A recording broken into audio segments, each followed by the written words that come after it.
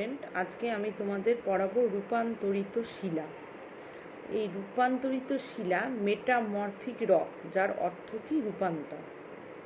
বিভিন্ন প্রকার আগ্নেয় এবং পাললিক শিলা দীর্ঘদিন ধরে ভূ আভ্যন্তরে প্রচণ্ড চাপে এবং তাপে অথবা রাসায়নিক প্রক্রিয়ার মাধ্যমে তাদের পুরনো ভৌত ধর্মগুলি পরিবর্তন করে নতুন এক শিলায় রূপান্তর ঘটে, যাকে বলছি কি রূপান্তরিত শিলা। যেমন উদাহরণ হিসাবে আমরা কি বলবো, যেমন হচ্ছে আগ্নেয় শিলা হচ্ছে গ্রানাইট, যেটা রূপান্তরিত হয়ে কিসে পরিণত হচ্ছে নিসে।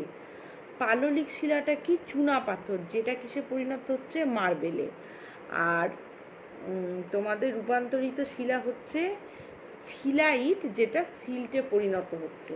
তাহলে রূপান্তরিত শিলা কাকে বলে বললাম। আচ্ছা, এই যে রূপান্তরিত শিলা, এই রূপান্তরিত শিলা কতগুলো শ্রেণীবিভাগ করা হয়েছে। যেমন রূপান্তরিত শিলার ব্যাপকতা অনুসারে তিনটি ভাগে ভাগ করা হয়েছে। একটা হচ্ছে আঞ্চলিক রূপান্তর, যখন দেখা যায় প্রবল ভূ আলোড়নের ফলে ব্যাপক অঞ্চল জুড়ে শিলার রূপান্তর ঘটে, তাকে বলছি কি আঞ্চলিক রূপান্তর। যেমন কাদা পাথর স্লেটে পরিণত হয়। স্থানীয় রূপান্তর, যখন ক্ষুদ্র অঞ্চল জুড়ে রূপান্তর ঘটে তখন তাকে বলছি কি স্থানীয় রূপান্তর। যেমন আর গতিশীল রূপান্তর বলছি কি অত্যাধিক চাপের ফলে যখন শিলার রূপান্তর ঘটে, শিলা চূর্ণ বিচূর্ণ হয়ে আরেকটা শিলায় পরিণত হয়, তাকে বলছি কি স্থানীয় গতিশীল রূপান্তর, যেমন মাইলোনাইট। এরপরে যেটা আসছে যে রূপান্তরিত শিলার উৎপত্তি অনুসারে একটা চাপের ফলে রূপান্তর ঘটে, একটা তাপের ফলে। বলছে যেটা উত্তাপের ফলে রূপান্তর, ভূপৃষ্ঠের শিলাসমূহ ম্যাগমার সংস্পর্শে এসে রূপান্তর ঘটে, যেমন হচ্ছে চুনাপাথরটা মার্বেলে পরিণত হয়।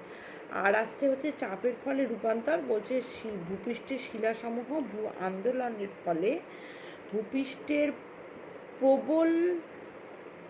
ভূপৃষ্ঠে প্রবেশ করলে তখন শিলাস্তরের প্রবল চাপে শিলার রূপান্তর ঘটে, যেমন হচ্ছে সেল থেকে স্লেটে পরিণত হয়।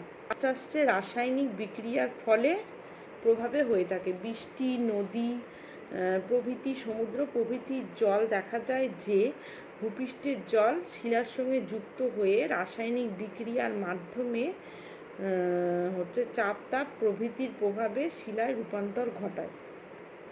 আর এইভাবে রাসায়নিক বিক্রিয়ার ফলে শিলার রূপান্তর ঘটে। বলবো শিলা গঠিত বিভিন্ন ধরনের ভূমিরূপ গঠনে শিলা কি ভূমিকা পালন করেছে। প্রথমেই আসছি গোলাকৃতি ভূমিরূপ। গ্রানাইট শিলাগঠিত অঞ্চলে সাধারণত দেখা যায় যে নানা ধরনের গোলাকৃতি ভূমিরূপ দেখা যায়। গ্রানাইট শিলাগঠিত অঞ্চলে গোলাকৃতি ভূমিরূপ দেখা যায় কারণ এখানে আবহবিকারের স্বল্পমোচন প্রক্রিয়ার মাধ্যমে শিলার উপরিভাগটা পেঁয়াজের খোসার মতো খুলে গিয়ে যাকে বলা হয় টর।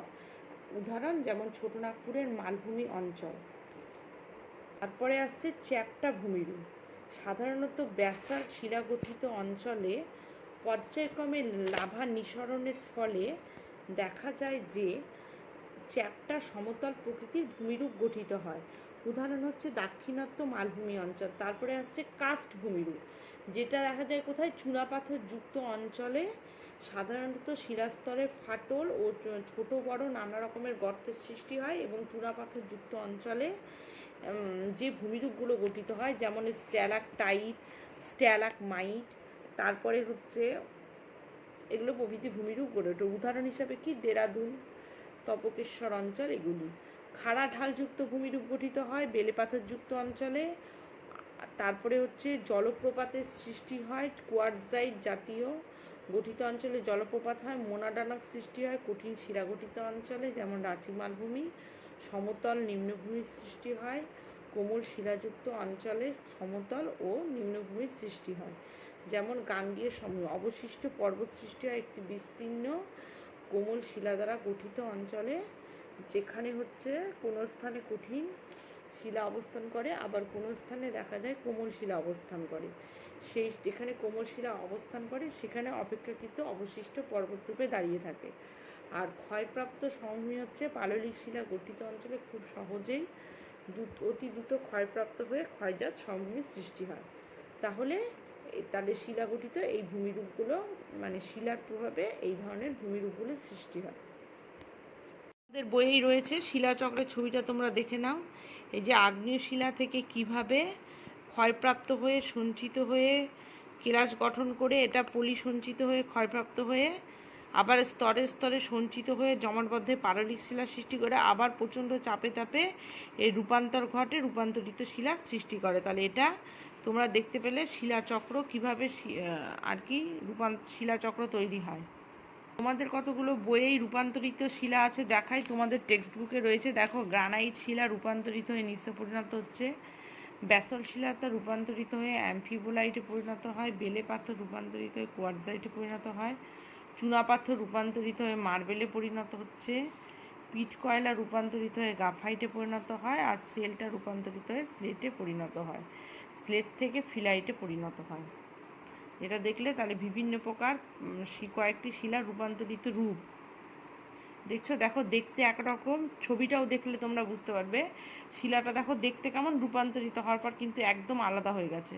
প্রত্যেকটা শিলা যদি ভালো করে লক্ষ্য করলে দেখবে যে একরকম দেখতে ছিল, রূপান্তরিত হওয়ার পর আরেক রকম হয়েছে। এটা দেখো, শিলার বিভিন্ন এখানে রূপান্তর ঘটেছে, স্থানীয় রূপান্তর তাপের ফলে ঘটেছে, এখানে গতিশীল রূপান্তর চাপের ফলে ঘটেছে। এটা হচ্ছে রূপান্তরিত শিলার বিভিন্ন রূপান্তরিত রূপ। আর এখানে দেখো, চাপের প্রভাবে সেল থেকে স্লেটে রূপান্তর ঘটেছে, চাপের প্রভাবে দেখছো সেল থেকে স্লেটে রূপান্তর ঘটেছে। বলবো শিলা গঠিত বিভিন্ন ধরনের ভূমিরূপ গঠনে শিলা কি ভূমিকা পালন করেছে। প্রথমেই আসছি গোলাকৃতি ভূমিরূপ। গ্রানাইট শিলাগঠিত অঞ্চলে সাধারণত দেখা যায় যে নানা ধরনের গোলাকৃতি ভূমিরূপ দেখা যায়। গ্রানাইট শিলাগঠিত অঞ্চলে গোলাকৃতি ভূমিরূপ দেখা যায় কারণ এখানে আবহবিকারের স্বল্পমোচন প্রক্রিয়ার মাধ্যমে শিলার উপরিভাগটা পেঁয়াজের খোসার মতো খুলে গিয়ে যাকে বলা হয় টর। উদাহরণ যেমন ছোটনাগপুরের মালভূমি অঞ্চল। তারপরে আসছে চ্যাপ্টা ভূমিরূপ।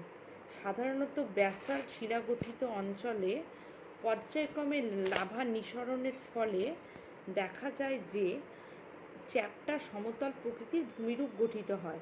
উদাহরণ হচ্ছে দাক্ষিণাত্য মালভূমি অঞ্চল। তারপরে আসছে কাস্ট ভূমিরূপ, যেটা দেখা যায় কোথায়, চুনাপাথর যুক্ত অঞ্চলে সাধারণত শিলাস্তরে ফাটল ও ছোট বড় নানা রকমের গর্তের সৃষ্টি হয় এবং চুনাপাথর যুক্ত অঞ্চলে যে ভূমিরূপগুলো গঠিত হয় যেমন স্ট্যালাকটাইট, স্ট্যালাকমাইট, তারপরে হচ্ছে এগুলো প্রভৃতি ভূমিরূপ গড়ে ওঠে। উদাহরণ হিসাবে কি দেরাদুন, তপকেশ্বর অঞ্চল এগুলি। খাড়া ঢালযুক্ত ভূমিরূপ গঠিত হয় বেলে পাথরযুক্ত অঞ্চলে। তারপরে হচ্ছে জলপ্রপাতের সৃষ্টি হয় কোয়ার্টজাইট জাতীয় গঠিত অঞ্চলে জলপ্রপাত হয়। মোনাডানক সৃষ্টি হয় কঠিন শিলা গঠিত অঞ্চলে যেমন রাঁচি মালভূমি। সমতল নিম্নভূমির সৃষ্টি হয় কোমল শিলাযুক্ত অঞ্চলে, সমতল ও নিম্নভূমির সৃষ্টি হয় যেমন গাঙ্গেয় সমভূমি। অবশিষ্ট পর্বত সৃষ্টি হয় একটি বিস্তীর্ণ কোমল শিলা দ্বারা গঠিত অঞ্চলে, যেখানে হচ্ছে কোনো স্থানে কঠিন শিলা অবস্থান করে আবার কোনো স্থানে দেখা যায় কোমল শিলা অবস্থান করে।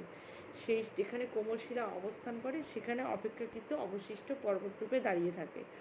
আর ক্ষয়প্রাপ্ত সমভূমি হচ্ছে পাললিক শিলা গঠিত অঞ্চলে খুব সহজেই অতি দ্রুত ক্ষয়প্রাপ্ত হয়ে ক্ষয়জাত সমভূমির সৃষ্টি হয়।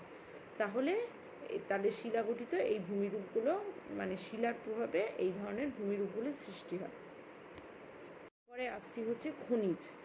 খনিজ কাকে বলবো? শিলার মধ্যে যে অবস্থান করছে নির্দিষ্ট রাসায়নিক সংযুক্তি বিশিষ্ট নির্দিষ্ট পারমাণবিক গঠনযুক্ত কেলাসিত যৌগকে বলছি খনিজ। যেমন উদাহরণ হিসেবে বলতে পারি মৌলিক খনিজ হচ্ছে হিরে, আর যৌগিক খনিজ কি? যৌগিক খনিজ হচ্ছে অর্থোক্লেজ হলো।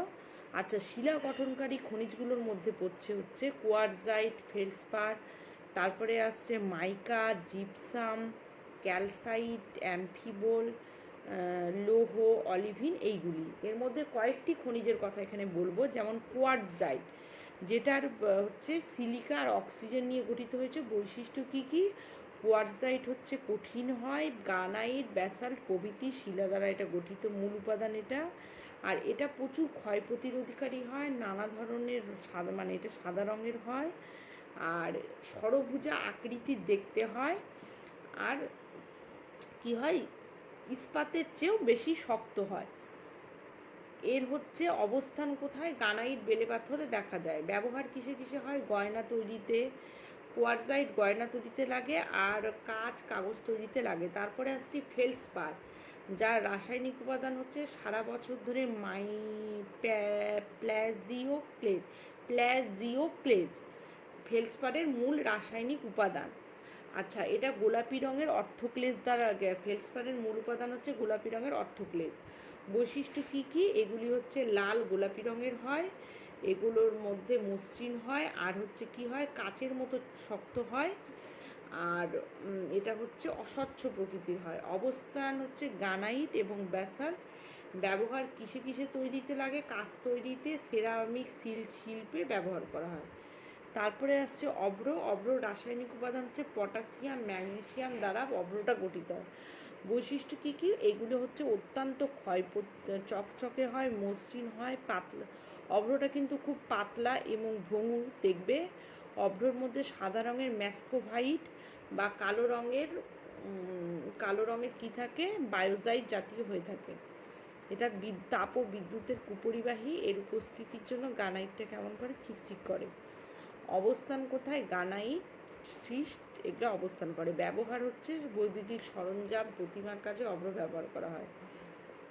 তারপরে আসছি জিপসাম, যেটা রাসায়নিক গঠন হচ্ছে ক্যালসিয়াম সালফেট। বৈশিষ্ট্য হচ্ছে জিপসামটা বেশ নরম হয়, হালকা হলুদ রঙের হয়। অবস্থান হচ্ছে পাললিক শিলায়। ব্যবহার হচ্ছে সিমেন্ট শিল্পে, নির্মাণ কার্যে, সার তৈরিতে ব্যবহার করা হয়। তাহলে তোমাদের শিলা চ্যাপ্টার কমপ্লিট হয়ে গেল। ওকে।